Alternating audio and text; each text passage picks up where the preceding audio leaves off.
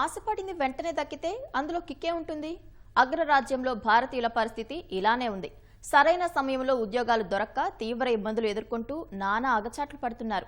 మంచి మెరిట్తో చదువులు పూర్తి చేసుకున్నా ప్రస్తుతం అగ్రరాజ్యంలో ఉద్యోగాలు లేవు. పోనీ ఉద్యోగం దొరుకుతుందిలే ప్రయత్నిద్దామని చెప్పి ఉన్నవారు స్టెమ్ ఓపీటీ లాంటి కోర్సుల్లో చేరి వీసా గడువులను పెంచుకోవడం తప్ప చేసేదేమీ లేదు. ఇది కాదన్నట్టు ప్రాక్సీ ఇంటర్వ్యూల బారిన పడి ఉద్యోగ ప్రయత్నాల్లో భంగపడుతున్న వారు కోకొల్లలు.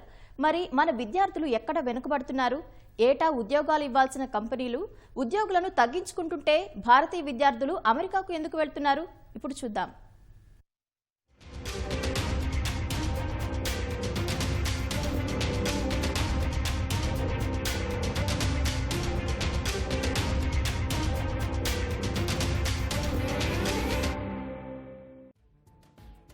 అమెరికాకు వచ్చేవారిలో చాలా మంది మాస్టర్స్ కోసమే వస్తూ ఉంటారు. అయితే ఇది వారు వచ్చిన 2 సంవత్సరాలకే పూర్తవుతుంది. కానీ వీరికి 2 ఏళ్ల తర్వాత ఉద్యోగం లభిస్తుందా అంటే కష్టమేనని చెప్పాలి. ముఖ్యంగా భారత్లో చాలా కన్సల్టెన్సీ సంస్థలు అమెరికాలో ఇలా చేస్తే ఉద్యోగం వస్తుంది, మీరు సంతోషంగా ఉద్యోగాలు చేయవచ్చు అని చెబుతున్నా వాస్తవానికి ఆ పరిస్థితి లేదు. 2 ఏళ్లలో ఉద్యోగాలు రాకుంటే వెంటనే ఆ విద్యార్థి చేసే పని వీసా గడువు పొడిగించుకోవడం, దానికి మరో $1000 ఖర్చు పెట్టుకోక తప్పదు. ప్రస్తుతం ఉన్న పరిస్థితుల్లో 2 ఏళ్ల నుంచి విద్యార్థులంతా ఇదే పరిస్థితిని ఎదుర్కొంటున్నారని నిపుణులు చెబుతున్నారు. సాధారణంగా అమెరికాలో అడుగుపెట్టే ప్రతి భారతీయుడి కల H-1B వీసా. కానీ అది కలగానే ఉంటోంది. సాధారణంగా ఏడాదికి 85,000 వీసాలు అమెరికా విడుదల చేస్తుంటుంది. కానీ అప్లికేషన్లు మాత్రం లక్షల్లో వస్తుంటాయి. ఇది కూడా లాటరీ ద్వారా ఎంపిక చేస్తారు.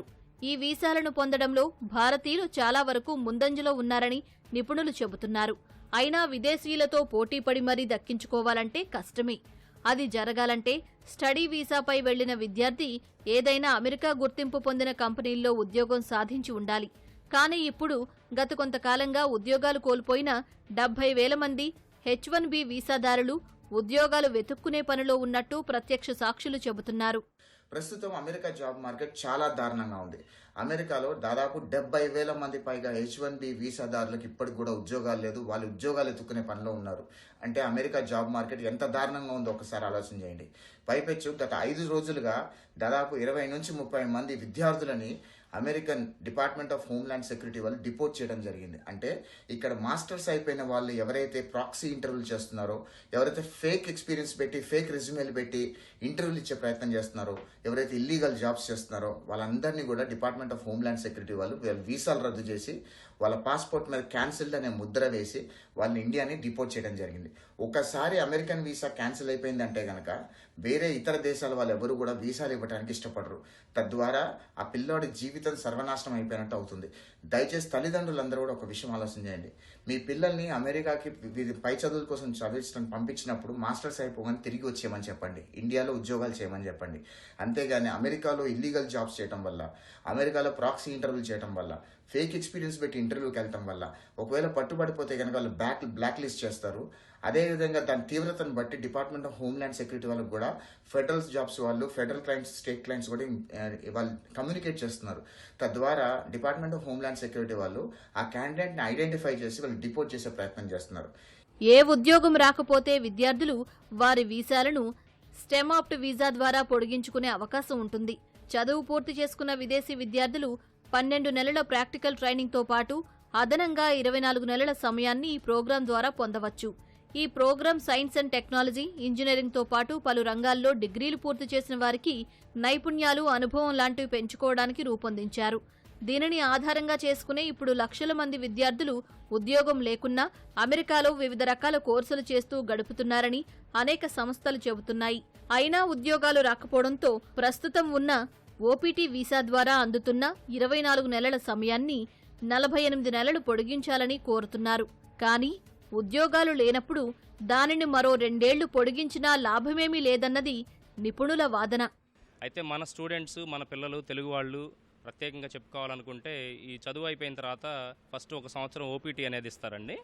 ఆ తర్వాత ఇంకొక 2 సంవత్సరాలు స్టెమ్ ఓపీటీని ఎక్స్టెన్షన్ చేస్తారు.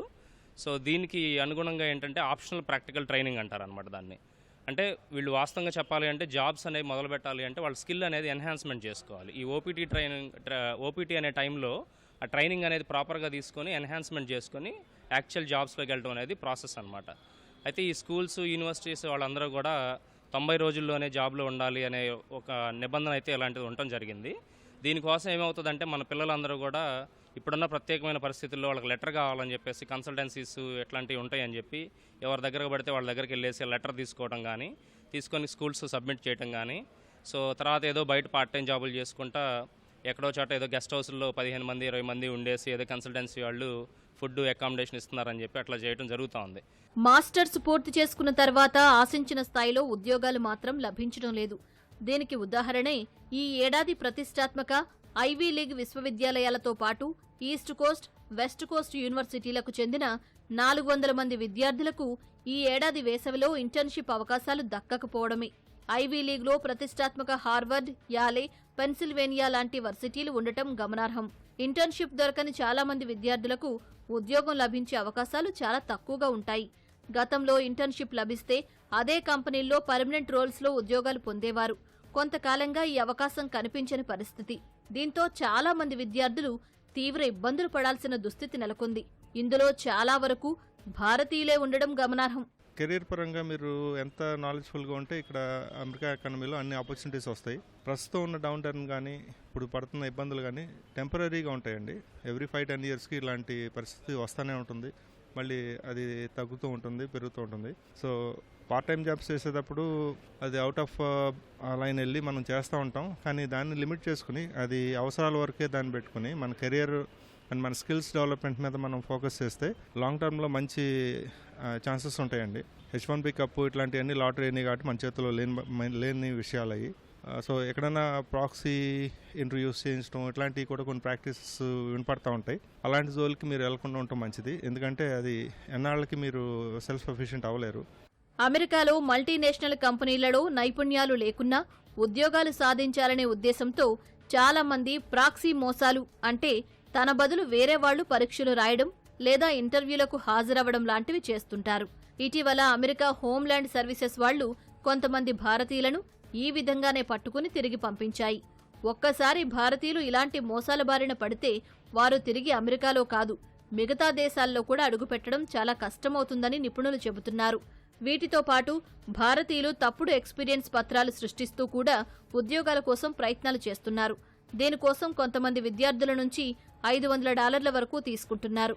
ఆ తర్వాత ఎలాంటి ఉద్యోగం రాకపోవడంతో భంగపడుతున్నారు. ఇలాంటి ఘటనలు తరచూ జరుగుతూ ఉండడంతో నిపుణులు భారతీయ విద్యార్థులను హెచ్చరిస్తున్నారు.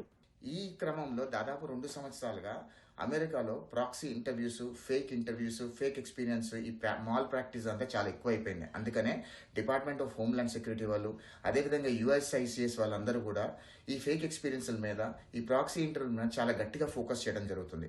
దయచేసి పిల్లలందరికీ ఒక విజ్ఞప్తి చేస్తున్నా, మీ కన్సల్టెన్సీ వాళ్ళు మాయలో పడి ఏదో రకంగా జాబ్ తెచ్చుకోవాలనే ప్రయత్నంలో భాగంగా మీ జీవితాలని వృధా చేసుకోవద్దు, మీ జీవితాలను నాశనం చేసుకోవద్దు. దయచేసి ఒక్కసారి ఆలోచన చేయండి.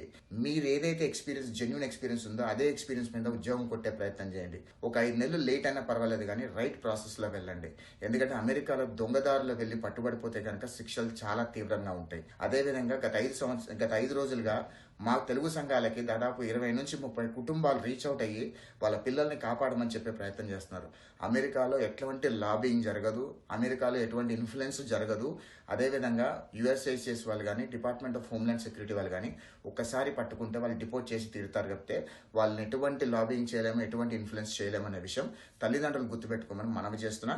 మీ పిల్లల జీవితాలని ప్రశ్నార్థకం చేయకుండా వాళ్ళు ఒకవేళ పై చదువుల కోసం రావాలనుకుంటే ఇక్కడ చదువుకొని ఇండియా వచ్చి ఇండియా ఉద్యోగాలు చేసుకోమని చెప్పండి. కానీ ఇక్కడ దొడ్డుదారులు దొక్కి ఏదో రకంగా ఉద్యోగాలు సంపాదించే క్రమంలో ప్రాక్సీ ఇంటర్వ్యూలు చేసి, ఫేక్ ఎక్స్పీరియన్స్లు పెట్టే ప్రయత్నం చేస్తే మీ పిల్లల జీవితమే ప్రశ్నార్థకం అయిపోతుంది. మొత్తం మీద చూస్తే ఎన్నో ఆశలతో ఉన్నత చదువుల కోసం అమెరికాలో అడుగుపెట్టిన భారతీయ విద్యార్థులకు కొంతకాలంగా నిరుద్యోగ సంక్షోభం స్వాగతం పలుకుతోంది. వేల మంది విద్యార్థులు మాస్టర్ డిగ్రీని చేతపట్టుకుని రోడ్ల వెంట తిరగాల్సి వస్తోంది. తిరిగి భారత్కు వెళ్లలేక, అక్కడే లక్షలు పెట్టి ఉండలేక తీవ్ర ఇబ్బందులు ఎదుర్కొంటున్నారు. కొంతమంది మానసిక రోగాల బారిన పడుతున్నట్టు సాక్షులు చెబుతున్నారు. ఏం సాధించకుండా వెళితే అందరి ముందు పరువు పోతుందేమోనని కుమిలిపోతున్నారని చాలా తెలుగు సంఘాల ప్రతినిధులు చెబుతున్నారు.